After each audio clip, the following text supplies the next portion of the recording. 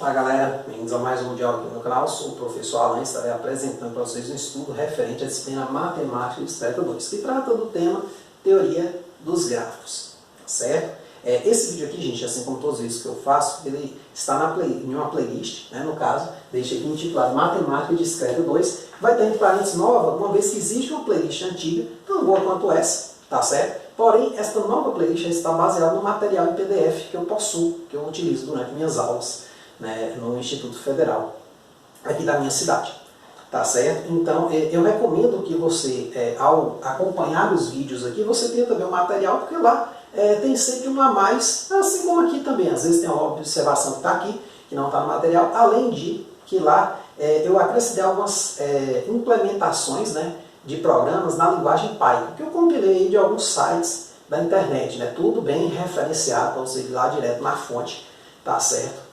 De onde eu retirei esses programas, beleza? Futuramente eu vou estar comentando, estou estudando ainda a linguagem Python, futuramente eu vou estar comentando alguns desses programinhas, né, aqui em vídeos, tá certo? Mas eu não garanto assim uma data, porque eu ainda tenho que terminar essa parte mais teórica, a parte mais matemática, tá certo? Da coisa. Então, gente, o que vem a ser um grafo? Né? Porque a gente vai estudar o que a gente chama de teoria dos grafos. Então essa primeira videoaula está aí para responder exatamente essa pergunta. Né? O tema aqui é Introdução ao Estudo de Grafos. A gente vai começar com uma definição, que é uma forma muito comum de começar a matemática. Embora assim, talvez não seja a melhor, mas nesse caso aqui, vamos começar com a definição e logo em seguida ver um exemplo, né, que facilita o entendimento dessa definição. Embora a gente vai perceber que a teoria dos grafos, né, um grafo em si, é uma estrutura muito próxima, né, da nossa realidade, nossa forma de pensar. Né? Muitas das estruturas que conhecemos, né, ao nosso redor, elas têm muito a ver com a teoria dos grafos. Se você for no próprio Instagram, que é uma rede social, tem muito a ver com a teoria dos grafos. O próprio Google tem muito a ver com a teoria dos grafos. Esses aplicativos de entrega, Uber, ou uma rota logística de uma empresa, tem a ver com a teoria dos grafos. Então a teoria dos grafos é exatamente para modelar situações e buscar resolver problemas, tá certo? Dentro de cada situação, beleza? Então a definição diz o seguinte, ó, um grafo G, que é composto por um par V e E, consiste em um conjunto não vazio de vértices V e um conjunto de arestas E. Cada aresta liga um ou dois vértices chamados pontos finais um do outro. Então, aí você olha para essa definição aqui, né, e fala assim, poxa, né, é meio complicada. Definições matemáticas, geralmente, elas são muito formais. O que eu recomendo sempre é, vir uma definição, busca um exemplo.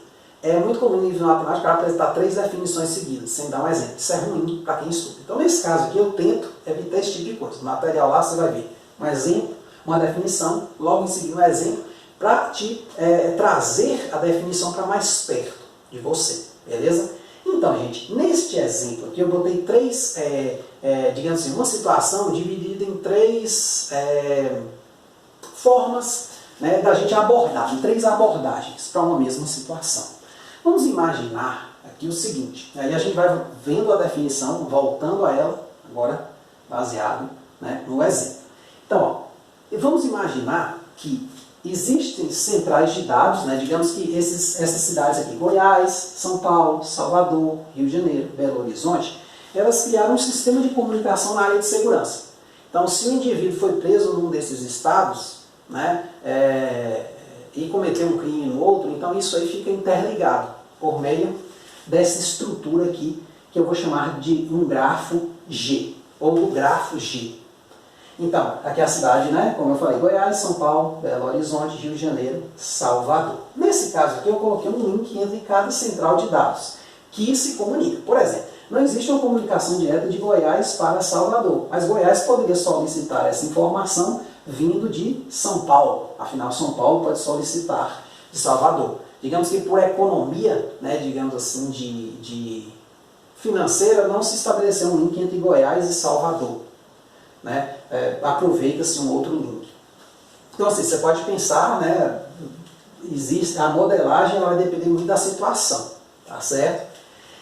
Então, neste sentido, observe o que são os vértices e o que são as arestas aqui. Esse que eu coloquei para indicar esta, é porque no inglês, que é o material que eu utilizei inicialmente e acabou ficando, né, em inglês, aresta é essa palavra aqui, ó, edge. Então se usa a letra E. Mas em livros, em português, você vai ver com a letra A. Então, nesse caso aqui, vamos ver dessa definição aqui o que importa. Que é esse conjunto V e que é esse conjunto E. Então, no caso, V vai ser os vértices, que são essas bolinhas aqui, normalmente representam por bolinhas, que representam as cidades que participam dessa rede de segurança, né, desses links de comunicação. Goiás, São Paulo, Salvador, Belo Horizonte e Rio de Janeiro. Então, esses são os meus vértices. E as ligações existentes entre alguns desses vértices, eu chamo de arestas, como a definição. Observe que o conjunto de vértices ele não pode ser vazio. Eu tenho que ter pelo menos um vértice. Tá certo? Na minha situação que eu estou modelando. Agora, vamos ver as arestas. Então, existem formas de se representar essas arestas, a gente vai ver isso mais à frente. Porém, vamos criar a nossa aqui só para essa aula. Então, por exemplo, existe uma relação, um link, uma relação entre Goiás e São Paulo, que existe essa aresta aqui, ó. A aresta é essa linha que liga essas duas cidades, digamos assim, esses dois vértices, né, de modo genérico. Então aqui, Goiás, tracinho, São Paulo, quer dizer, existe uma aresta que a gente coloca. De São Paulo existe para Salvador, Belo Horizonte e Rio de Janeiro. Então São Paulo, Salvador, São Paulo, Belo Horizonte, São Paulo, aí bota um tracinho, né? Não é a forma que a gente vai estar utilizando, mas nessa primeira aula dá conta do serviço. De Belo Horizonte existe para o Rio de Janeiro. Então a gente continua aqui, ó, BH, RJ, e de Salvador para o Rio de Janeiro. Salvador, RJ, Rio de Janeiro. Então aqui está a representação, né, desta figura aqui. Então o grafo, por ele ser uma figura, ele é assim como um gráfico, né, não confundir gráfico com gráfico, embora em certos pontos pode ser, né, um parece com o outro.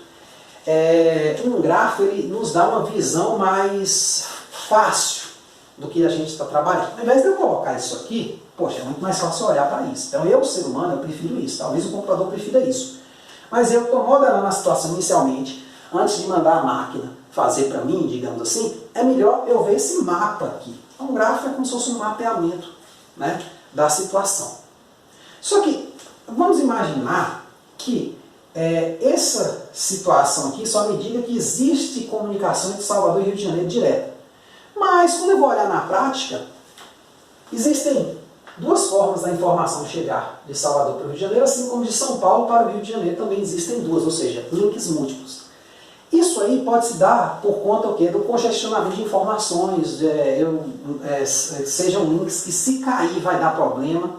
Né? Então eu falo assim, olha, esses dois links aqui, essas duas cidades, eu vou colocar links extras entre esses, né, Salvador e Rio de Janeiro, entre São Paulo e Salvador, uma vez que o fluxo de informação é muito grande. Né? Então eu boto um link extra, porque a informação, quando ela pegar um caminho que vai demorar muito, né, manda-se pelo outro, ela chega mais rapidamente. Eu posso aprimorar esta situação aqui, né, para esta aqui. Agora, analogamente a esse caso, eu poderia ainda acrescentar, né, idêntico ao caso anterior, vamos botar assim, idem ao caso anterior, eu poderia acrescentar o seguinte: links de backup. Assim que a informação passa aqui em Goiás ou em Salvador, ela é salva e guardada. Então Goiás, no final do dia, ele solicita as informações de todo mundo, né, e guarda num banco de dados. Assim como Salvador também. Não necessariamente informação precisa passar por aqui. Salvador solicita o quê? Que São Paulo puxe de Goiás. Pronto, Salvador solicita que São Paulo puxe de Belo Horizonte. Ou solicita que o Rio de Janeiro puxe de Belo Horizonte. Então ele salva essas informações. Essa estrutura aqui é chamada de loop. Eu vou estar, né, falando isso em aulas mais à frente. Eu não vou deixar essa aula tão técnica assim. Então eu vou estar colocando algumas nomenclaturas importantes, né, que nós vamos estar utilizando para modelar as diversas situações aí possíveis. Certo? Então, gente, como eu falei, né, a teoria dos grafos, não sei se deu para perceber nesse exemplo aqui, é algo que está bem próximo da gente. A gente pode modelar relações, né, como, não sei se eu comentei do Instagram, né? No próprio Instagram é um certo grafo, né? Você tem lá uma pessoa, né? Tá lá na sua rede, digamos que você siga ela e ela não te segue. Então você pode representar isso. Claro que talvez não seja a forma mais adequada, mas a gente vai fazer isso nas próximas aulas por meio de alguns desses desenhos, né? Afinal, poxa, nesse caso aqui, Salvador pode pedir informação do Rio de Janeiro, assim como o Rio de Janeiro pode pedir informação de Salvador. Mas lá no caso de um segue e o outro não, talvez não seja adequado. Mas a gente resolve esses problemas introduzindo novas formas de representação, né? Como a gente vai ver nas próximas videoaulas. E aí, né, eu convido vocês a continuar aí assistindo, porque tem bastante coisa interessante, beleza? Aí pela frente. Muito obrigado. Até a próxima.